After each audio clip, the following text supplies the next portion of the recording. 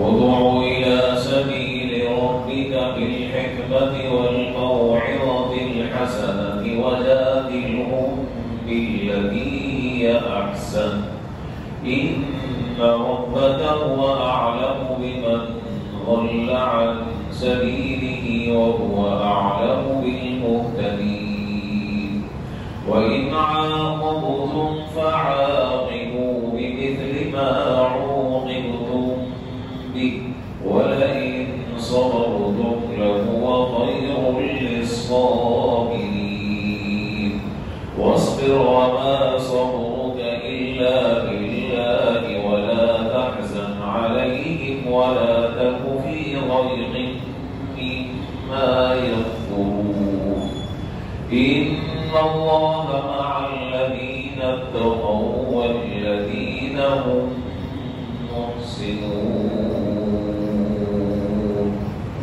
الله أكبر.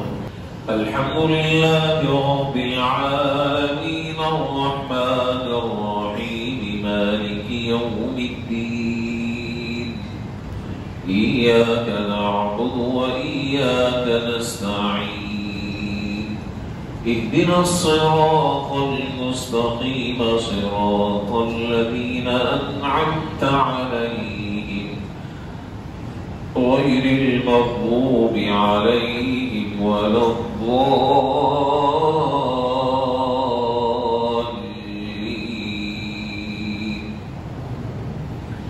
أقم الصلاة لدلوك الشمس إلى غسق الليل وقرآن الفجر إن قرآن الفجر كان مشهودا ومن الليل فتهجد به نافلة لك عسى أن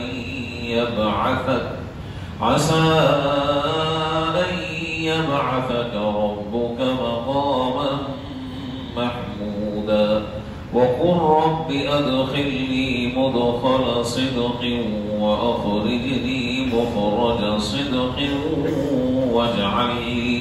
واجعل لي من لدنك سلطانا نصيرا.